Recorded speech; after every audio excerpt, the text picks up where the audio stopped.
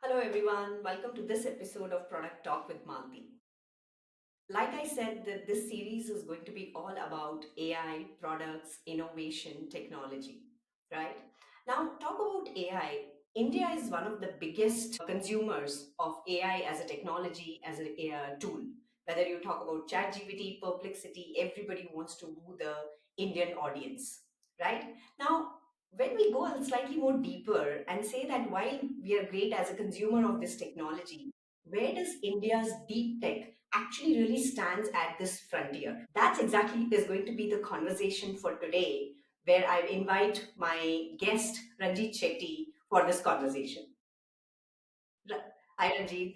Ranjit is somebody who is very, very entrenched in this space, the deep tech ecosystem, especially in India, in multiple avatars. He's an inventor, he's an investor, and very, very closely works with the deep tech ecosystem, right? So before, I don't think I can even do justice by talking about what all he brings to the table. So I'm going to request Ranjit to talk about his journey and share more details with us. Thank you, Malti. It's always a pleasure meeting you and interacting, whether one-on-one or at NASCOM.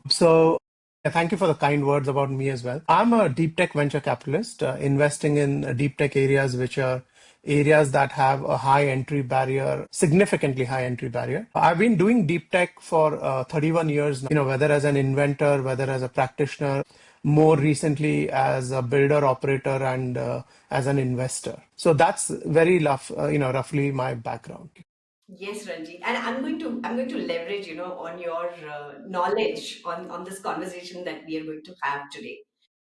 Now, see, when we talk about deep tech and India, right, there has been a lot of chatter around this in 2025, right? In terms of what is our posture, have we lost the race, where do we stand, what is going to be our mood, right? So if you kind of have to kind of look at these things from different lenses, what is your take of what does even deep tech leadership, what does this nuance even means for India?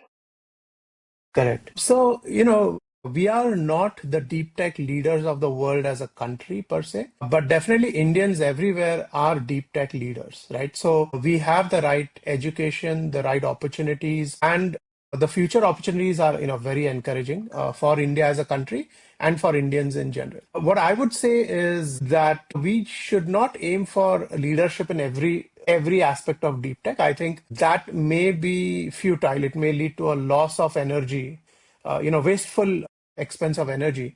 We should pick what is important to us, what is important for our sovereignty, and for us to retain our choices. In the past, I think if we look at missile and nuclear development and space, I think some very critical sovereign choices were made, which maybe have been unpopular with the rest of the world, but today that has enabled us to be independent, right, in will and in our execution of our foreign policy. So I think that's where deep tech is taking us into more freedom to be Indians and not under the control of anyone. And that's what deep tech would be. Without taking China and US into account, what is it that we want to focus on so that as a nation we can project our personality, our values in a good way. We don't enforce them, but we project them to others and try to share it. So I think those are the aspects of deep tech that we need to be self-sufficient in, not every aspect. Completely, and you're right. I mean, there are some traits, some unique strengths that we have, and we cannot definitely be dominating in everywhere. And we need to make our choices. That what are the battles we would like to fight. Absolutely. Yeah, and I think at least we all read that whether it is state level or national, at the national level, central level, we have kind of made a lot of announcements. We are trying to formulate a lot of policies, whether it is from data privacy to India Stack to securing funds in terms of research development and all that. There are a lot of different things that are happening. I would say more kind of government led, and at the same time the larger startup ecosystem, which is being led by the private VCs and the investors, they are also kind of opening up and kind of the ecosystem is building up. But if I really want to purely, if you really purely put on the hat of a VC, Ranjit, do you really think that that any kind of a deep tech, systems or products requires a significant amount of time for the technology to be deeply researched to get matured. Do you think, as a VC, do they have the kind of patience which is required so that the returns probably will come 15 years down the line? Whereas in typical, so far that Got it. I have seen a Swiggy or a more a consumer-led brand, we start looking at how returns can come in a 5 to 7 years frame segment, right? Absolutely. Yeah. I think that's a very valid question, right? So I think there are two types of venture capitalists, and that's global, not just India, right? So either you invest from a technology-oriented perspective, or you invest from a financial-oriented perspective as an investor, right? Okay. The beauty of Silicon Valley is that a lot of the investors today have come from technology companies and they have an innate understanding of it, right? That's actually one of the strengths. And that's why they created Silicon Valley Bank. So it is technologists who came together and said, hey, we need a financial vehicle. So, it's a mix of technology and finance. Now, in India, the investors who are technology oriented, they have a deep understanding. So if they realize that, hey, hardware, compute, communication, space, quantum, these require 10, 15 years of investment. Number one, they appreciate it. Number two, they support the founders. And number three, they go to the government and explain to the government why this is necessary. And the government has also been wise. They say, hey, it's the founders telling us, but also the investors, multiple parties are telling us. And so the government has been supportive, right? Now, there are investors in India that actually behave in this way, which is very long-term oriented. And there are, of course, other investors who may be more purely financial oriented, who may be looking for short-term term gains. And there is nothing wrong with that approach. It's just not aligned with what deep tech needs. So luckily, we do have both types of investors in India. Okay, that's good to know. Yeah. I mean, we definitely need to have a balance over there. Yeah. Okay. And you kind of typically go through so many of pitches coming in from aspiring entrepreneurs. What has been, well, let's say, one pitch that came your way and very hard to resist? Yeah, so there was one that was quantum key distribution using satellites, right? And we were looking at quantum at QPI AI, which we've done. So we were obviously very keenly and deeply interested in quantum, and we continue to be looking at other areas of quantum that we might invest in.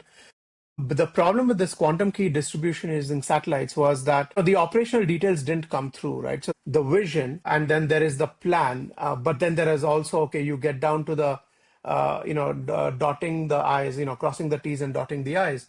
And that wasn't coming through. So as plausible as it seemed, it did not cross that threshold from plausibility to high possibility, right? And we have a fiduciary duty as investors to invest only where it makes sense in multiple ways, right? Technologically, product wise, financially, market wise. So it did not, unfortunately, it did not meet those metrics or those guidelines. So I do wish them the best, but that was actually a very interesting startup. I would have loved to invest in it if some more clarity had come through.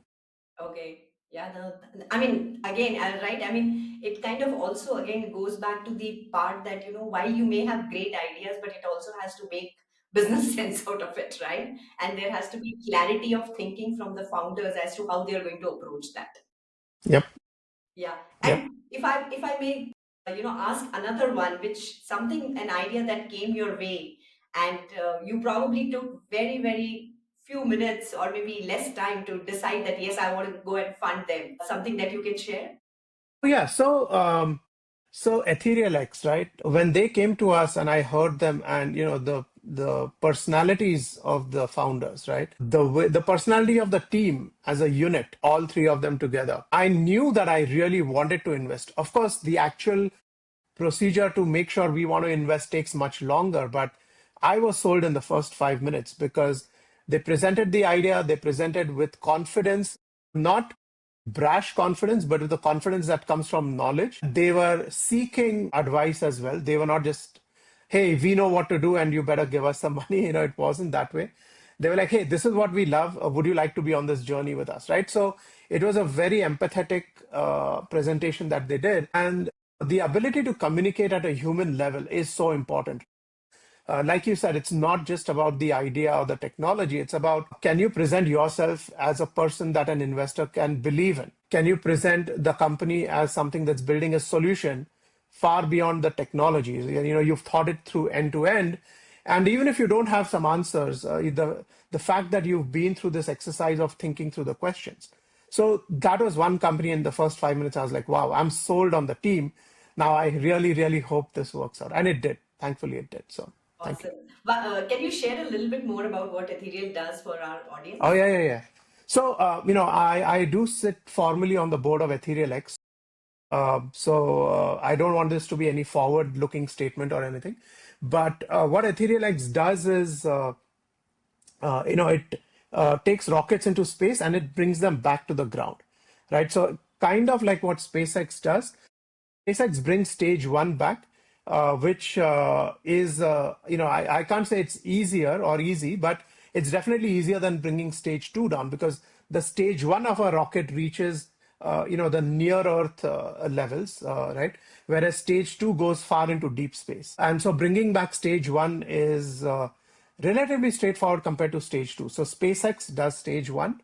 EtherealX is doing stage one and stage two, and they have 15 years of experience with doing Gaganyaan or Mars orbiter mission or ground operations and things like that. So cumulatively, I think they have probably 45 years of experience of space. So even though they are quote unquote young, they have racked up significant experience and significant meaningful experience, literal hands on. So they do this in a very sophisticated way, but it allows them to manage the energy that they are handling. That's kind of their USP. And they've found a great way to do it. So they've got a very large order book already, very successful, and their ability to bring back rockets and relaunch them in 72 hours. So bring back stage one, bring back stage two, examine them again, go back up in space in 72 hours means that they're able to launch at width or at 1% of the cost of some of the current rockets, right? Very, very promising. We can be doing 150 launches a year easily without blinking an eye. So that's what we're looking at. Yeah. Wow, that's awesome use case and technology. And usually in my podcast, it's kind of a little bit more around digital products or consumer products. Talking about a use case more from a space tech perspective, that's an amazing use case. Thanks, Ranjit, for Yeah. sharing that. And we really hope that they make a lot more progress. And thank you for sharing that. I think just to kind of summarize that, a lot of times our focus when we are looking at these deep tech founders or products is kind of just more around the technology part of it. But I think the deep empathy, the conviction, the founding team knowledge that you spoke about is such a vital aspects of doing the due diligence for any entrepreneur, isn't it? Yeah, that's it. Okay, I'm now just going to switch gears a little bit and move into the more the semiconductor space, Ranjit, right? I mean, we talk a lot about make in India, right? But even Mhm. today, for example, a lot of architecture that we have in this particular space is kind of loaned from the West. What is your take? Where does India stand? Because there are a lot of again policies, plans, bidding that has happened in terms of special economic zone on semiconductors that seem to be have a spotlight right now. So where do Mhm. you think we stand today? Got it. So I think that's an excellent question. I think on the NVIDIA side, we've had restrictions imposed by the United States, and that can cripple our progress for the next 5 years, which means we'd be out of the running for the top 4 or 5 economies, right? If that kind of pressure continues. So it's very important for us from a sovereign and economic wealth perspective to be able to forge our own destiny. And here's the thing, right? This is a very complicated area. As much as I'd love for us to have our own hardware designs, process innovations, ISAs, instruction set architectures, fabs, and operating systems, some of these will take decades to mature, right? So we are probably better off mixing and matching for the next 5 years or 10 years. We need to do sovereign hardware, but very pragmatically, because the danger of, when you're at the forefront, and when you're a pioneer, there is an equal danger of ending up in a dead end. Okay, so that's the danger, right? But one area that I would very, very strongly, and I would be happy to write checks in, for instance, would be compute in memory, where, not only is the solution better, cheaper, faster, but it can also be done at a less expensive nanometer. So we don't need 1 or 2 nanometers. We can do it at 12, we can do it at other nanometers, which are not that expensive. I kind of covered that in a recent article that I wrote, but That's one of our best bets to actually leapfrog semiconductor technology in India. Mm. And that's what I would love to put money in if somebody comes up with a good execution plan. Yeah, no, wonderful, right? And in fact, I remember listening to one of the podcasts, and I think I also wrote a Substack, more like a reference of that particular podcast, which was from Mr. Ajay Chaudhary, one of the founders of HCL Tech, where exactly this part, right? Us being self-reliant on the hardware is so much important, especially from being more self-reliant. And somewhere I think due to various policies or things, it's a slightly a lost opportunity, but we are definitely trying to make up for that. Yes.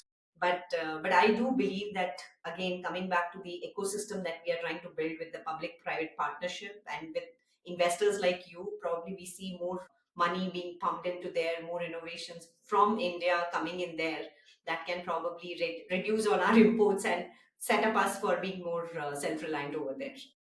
Yes, absolutely. Absolutely. Happy to support that. Yes, yes, yes.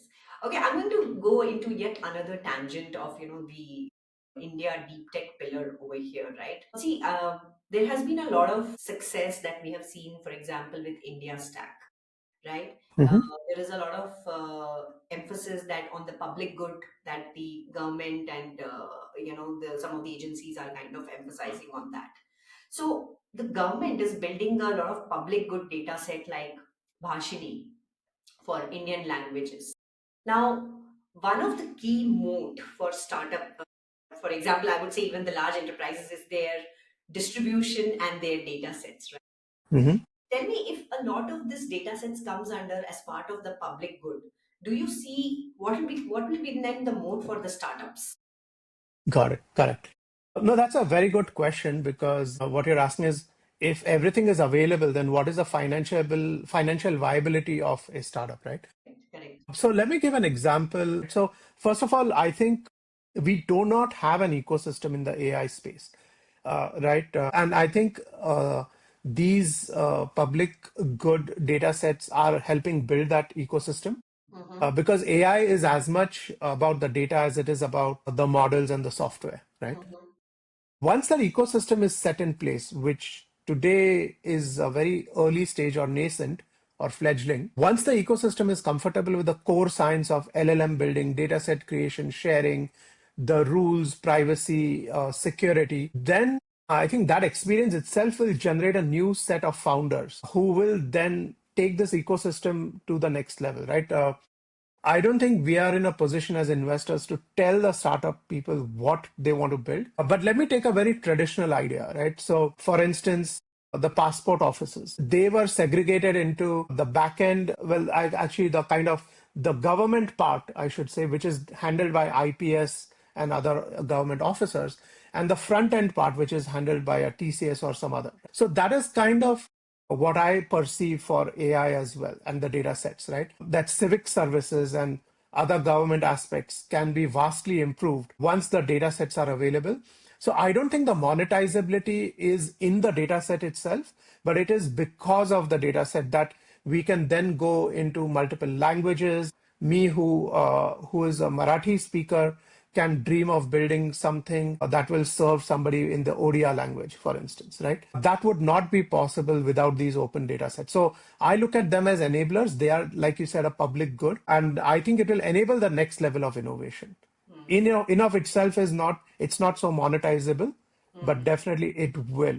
And that's why I gave the example of a TCS being somebody who provides a better service for the passport. And it has helped everybody. It has helped the ecosystem, it has helped the government, it has helped the citizens, and it has helped TCS.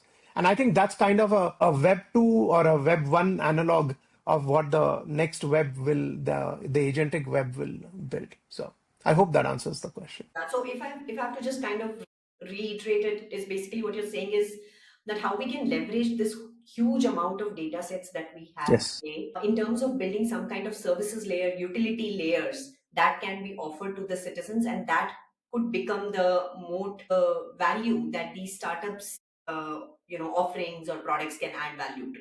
Is that right? Absolutely. And once the language capabilities are baked in, right, Mm, then you could be offering a quick commerce in multiple languages, mm, which will automatically translate and possibly know that, hey, Ranjit speaks these three languages or these four languages, and when he's doing work, he's comfortable in language A, but when he's doing family conversations, he's in language B. When he's out shopping, he's in language C. And so I think the software and the AI will become smarter. The ecosystem, the layer itself that you're talking about will become smarter. And you will no longer use it just for government services, but even for private services. Got it. That's the vision. Let's see how that comes to fruition. Right. I actually want to take up, like one thread from there, Ranjit, and go a little more deeper, right? I mean, this was, I think, early last year or maybe in 2024, where the government says that, on this AI mission, we are going to offer some compute power. They picked up some hand-picked startups who were actually working on the Indian languages, right? I mean, we have 22 languages are our national languages, right? And there is a lot of dialect nuances which are kind of involved over there. But if I talk about some of these startups, I have seen a very limited adoption. I have seen very limited capability, especially when it gets very nuanced in terms of complex reasoning abilities and all that. Hmm. So where are we failing? Why don't we see the adoption? Why don't we see them building something more world class? Whereas now what is happening, I see, is that more the frontier AI frontier companies are trying to open up everything for free so that they can actually capture all that next billion users and details from Indian users. So Got it. yeah, So, for instance, I have a company where I wrote the first check called My Seller Central. okay, It competes in the decentralized AI marketplace segment. So, kind of like an Amazon, but in a decentralized. So, if an Amazon wants to move to India, they have to create a $12 billion plan for 10 years and then incrementally execute it. Whereas in this case, they are able to say, hey, we are going to take something in India, like a Tata, the super thing, and tie it up to Tesco in the UK or tie it up to Libre Mercado in Mexico. And in an instant, you are able to create a global organization, skipping the $12 billion and skipping uh, so they are actually able to do listings 50 million times faster, yeah, okay, than Amazon can. hmm, And it's world class. It's based out of Mumbai. They're able to do it in 52 languages. So not just the Indian languages, but they're able to do it in a lot of other languages. And that's kind of the play that I see happening. So it's happening in India.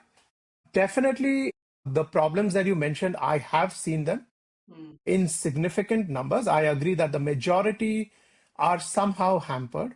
yeah, And my advice to them would be to focus on solving a huge market opportunity or a inefficiency. right, So find out what is the inefficiency hmm, and resolve it. And which is what this startup has done. When they're 50 million times faster, as fast as Amazon is, it is also a very big organization.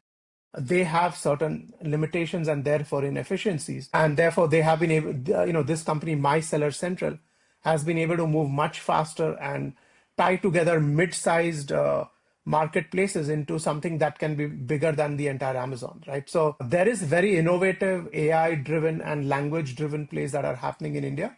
And this is definitely one clear example. yeah. No, that sounds like a really great story, Ranjit. I think we should do in our capacity to celebrate and talk about these kind of successes, so that these could be more like role models for many other startups which are kind of Oh, yeah. coming up in the ecosystem, right? In terms of adoption, in terms of scaling up. So they have the local advantage. Okay, like kind of double clicking a little bit on that, I want to kind of go to one of the things that the government has announced, right? The 1 lakh crore research development and innovation fund, right? On the Mhm. technology readiness. Do you really think it is really going to help the deep tech ecosystem, or as an investor, do you see that there is a downside to it?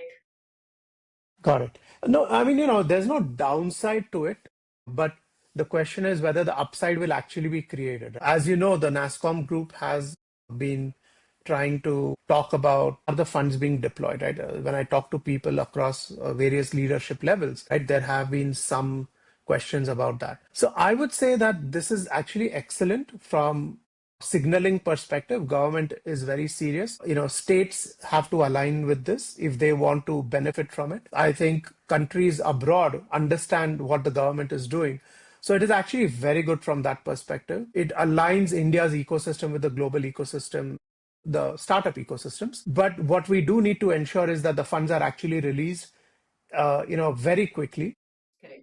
And I think that is the only caveat. So it's not a concern or a downside, but it's a caveat. Let's release the money as quickly as we can. I Other agree. than that, it's actually it's great. I attended, I think, the Bangalore seminar on that, and it was actually, they were very positive. I think Dr. Abhay Karandikar was there, and I think Dr. Jyoti Sharma was there. They were very positive, very receptive to feedback, to questions. It was very heartening to see that. I actually did come away with the feeling that they've put together something that they truly believe in and that they will deeply support it to the best that they can. So I'm very positive about it. Very nice. And do you think, just keeping hoping that the distribution and the support is kind of taken on priority, do you really believe that magically it can catapult India's dominance in the frontier race with some of the other leaders there, like China and the United States? Yeah, yeah.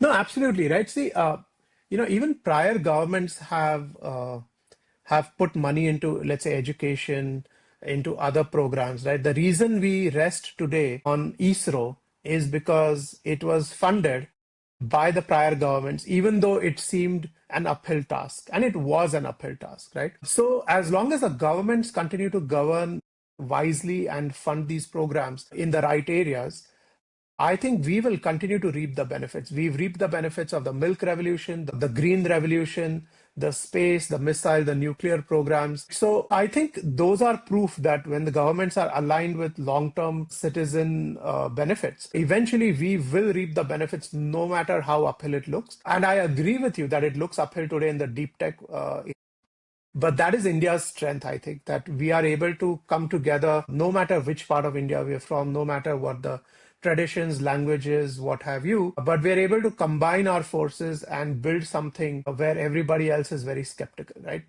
And there's so many proofs in the past, in the current as well, including UPI, ONDC. So definitely we can. And that's why the RDI fund is a very good signal towards that.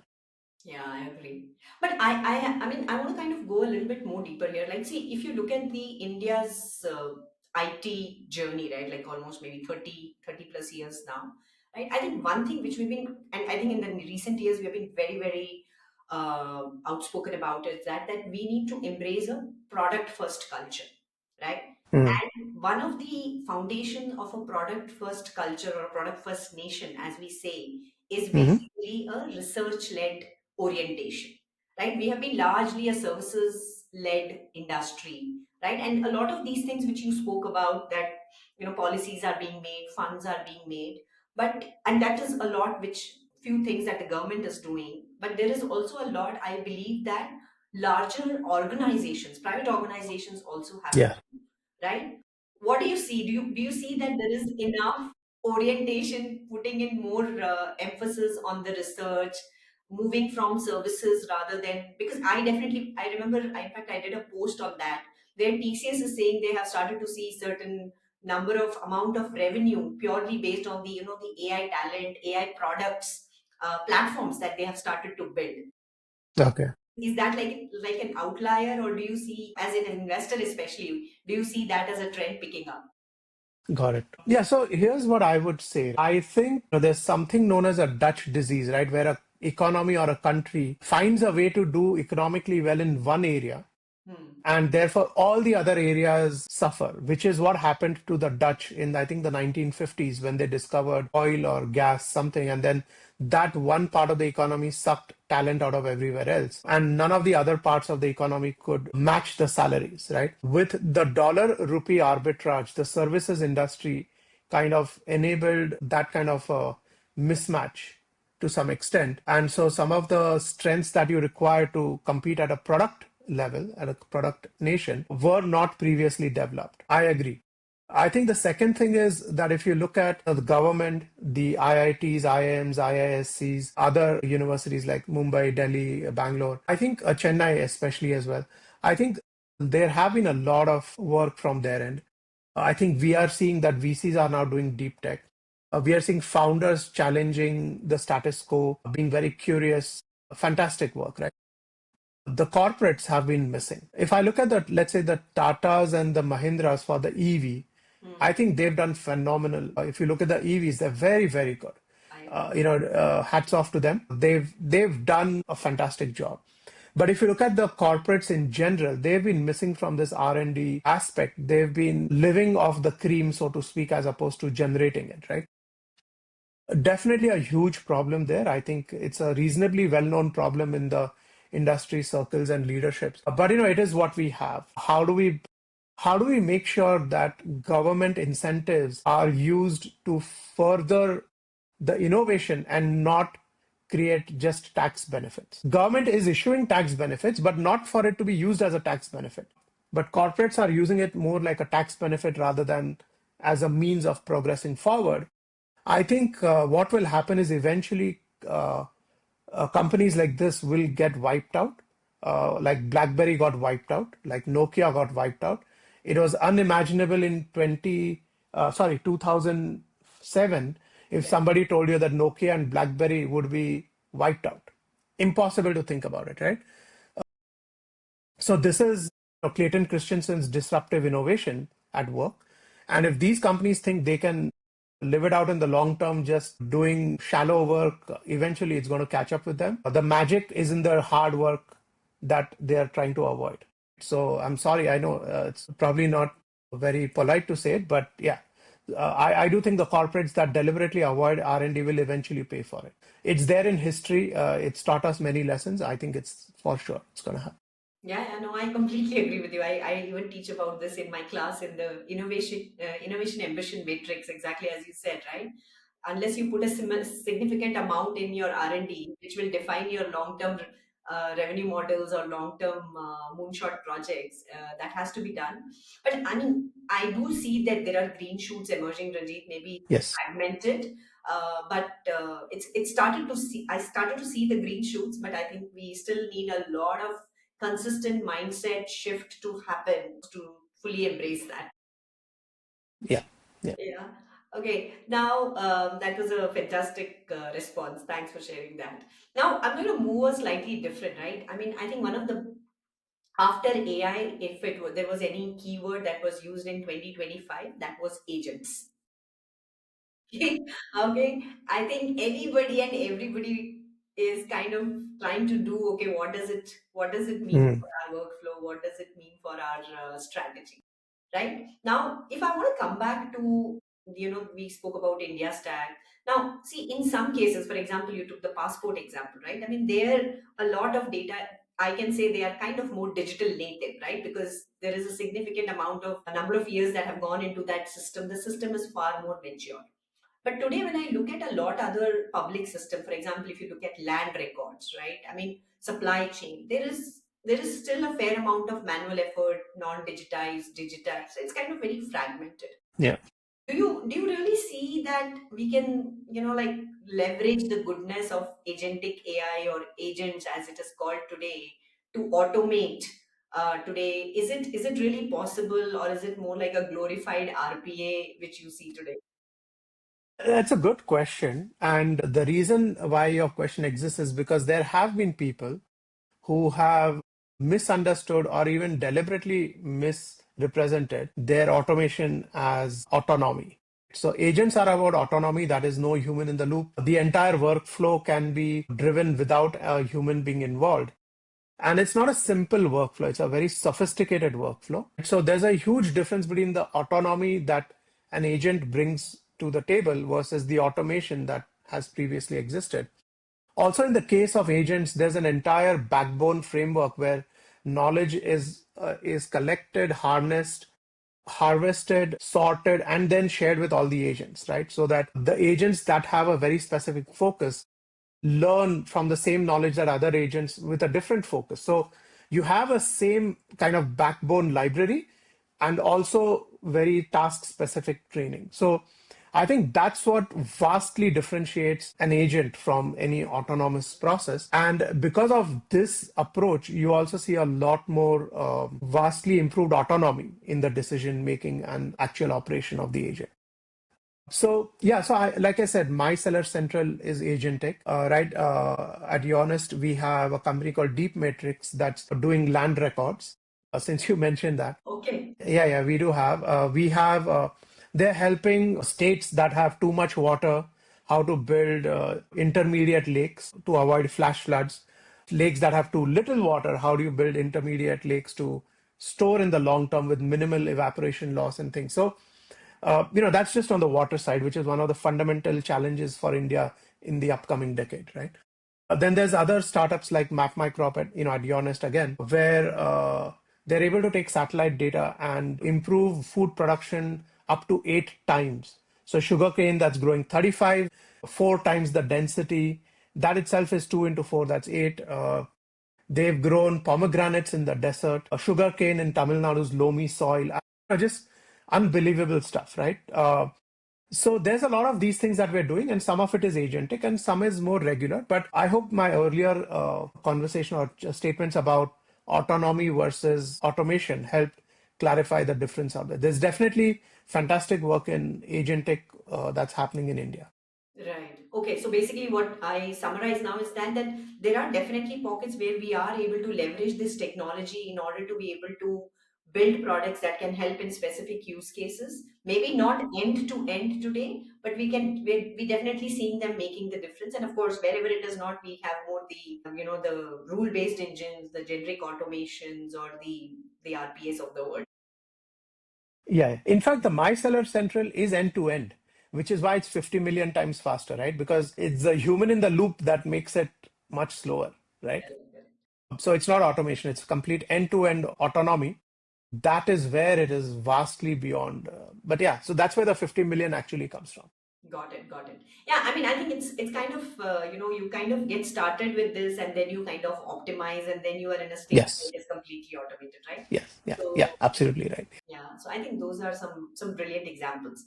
Now we talk about India's deep tech trajectory and not talk about comparisons with China. That is not happening, right? I think in every context, every conversation, it is always said because I think a few decades back, from an economy standpoint, from a GDP perspective, Hmm. we were in a very similar state, but of course now we are in very different trajectories today. Right, so I want Hmm. to give a slightly curveball question here, Ranjeet. Definitely more a hypothetical thing. What happens if China disappeared from the global supply chain?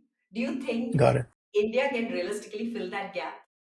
Okay. No, where things stand today, I'm sorry, but I don't think so. And I'll kind of explain, right? We have IITs, we have IIMs, we have other institutes, we have an ecosystem. So that's 5% of the solution, right? What we do not have. So we have serious problems with corruption, land, labor, even work ethic, right?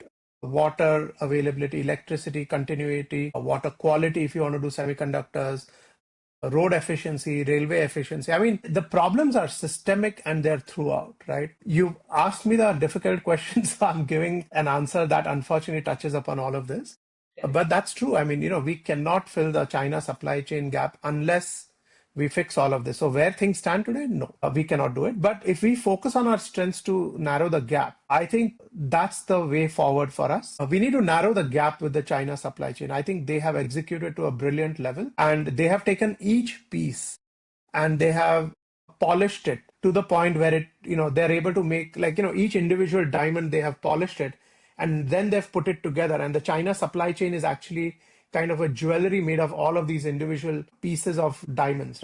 So we need to pick up each of our diamonds, polish them, and set it together so our supply chain looks like another beautiful jewelry piece. I think that's the analogy I'd give.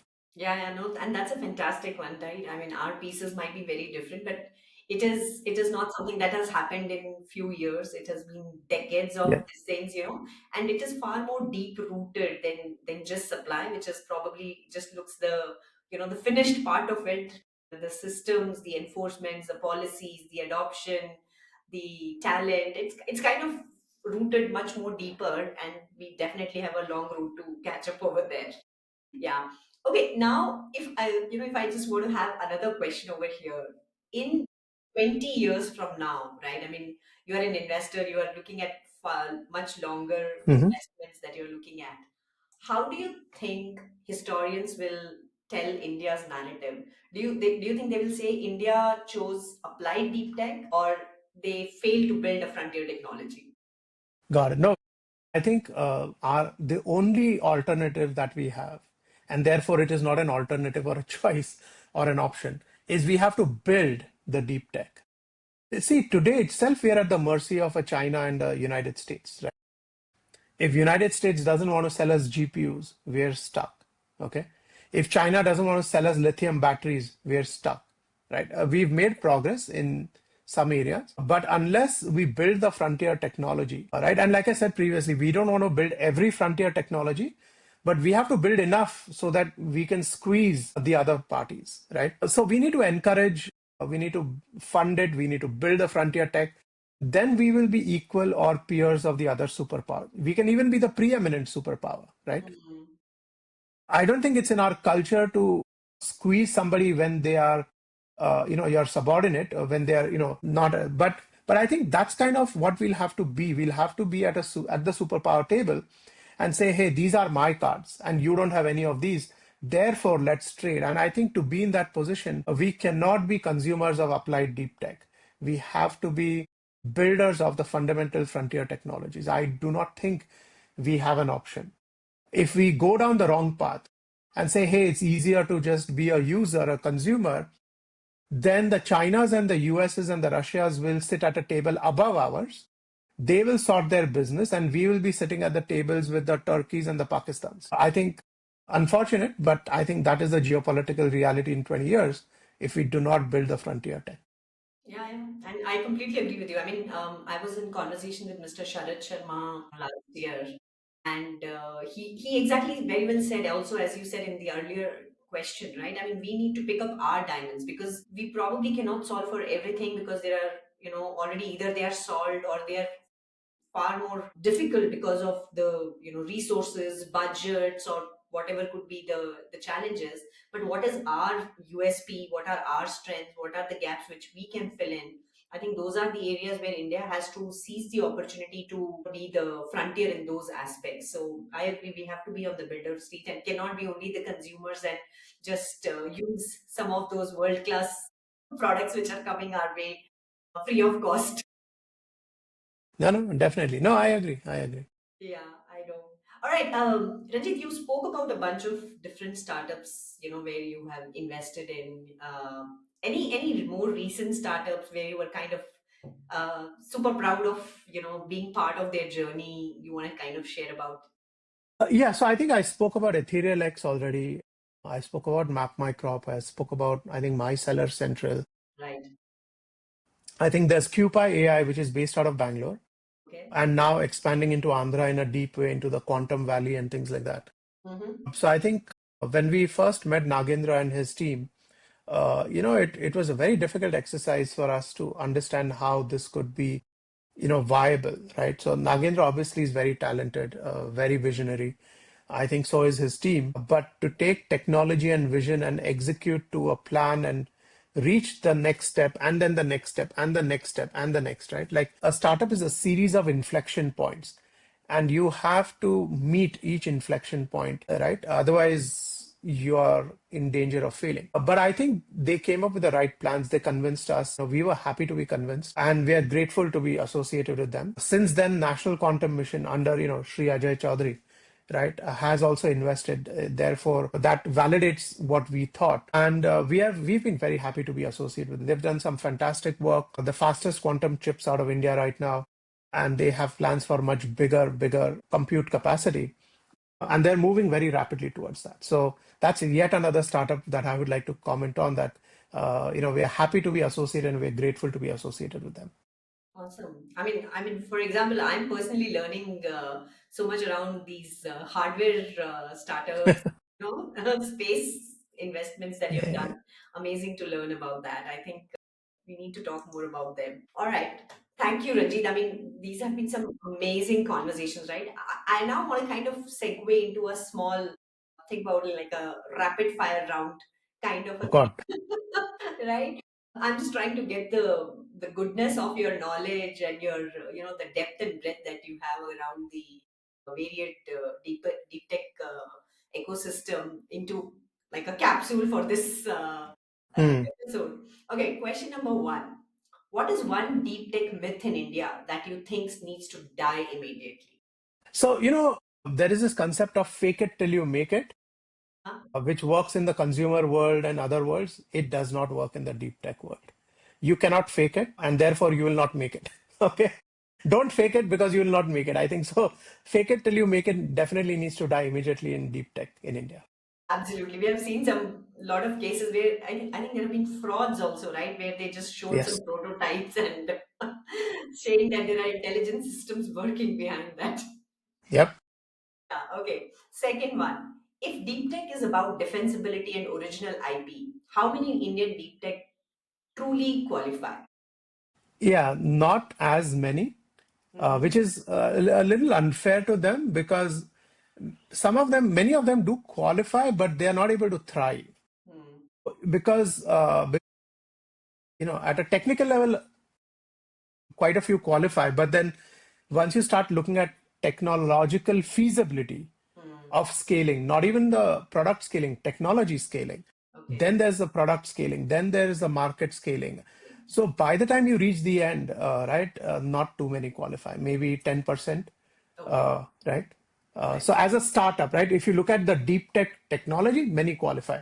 Hmm. But the minute you use the word startup, Right. it means a viable commercial entity that can monetize the product and the technology. So on the basis of that assumption, very few qualify. Correct. I agree on that. All right. If you were starting your fund today, what deep tech area in India would you refuse to invest in and buy? Well, I think I would not invest in the NVIDIA style of the architecture. I think LLMs and the NVIDIA style are unfortunately kind of very deeply married to each other, and they're going what I in my mind is what the Intel TikTok happened until they reached a point where the frequencies were in gigahertz and the heat consumption on the thermal envelopes were extremely high.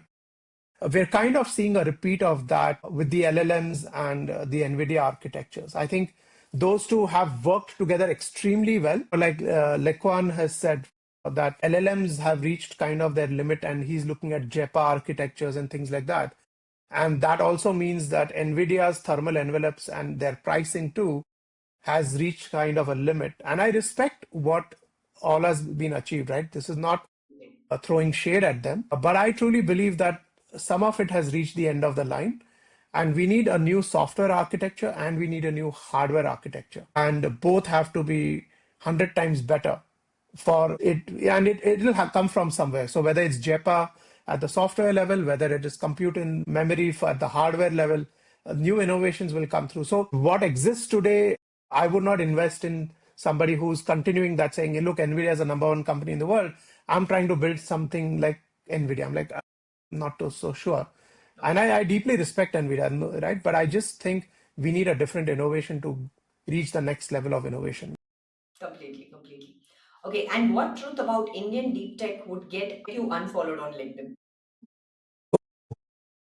If I were to say that a lot of people come in and try to sell nationalism as a reason for investing in them, right? Because I love my country and I want to see it have sovereign capability, but it is still an investment in technology, in a product, and in a market. And it has to be based on logic and facts and possibilities and not on emotions.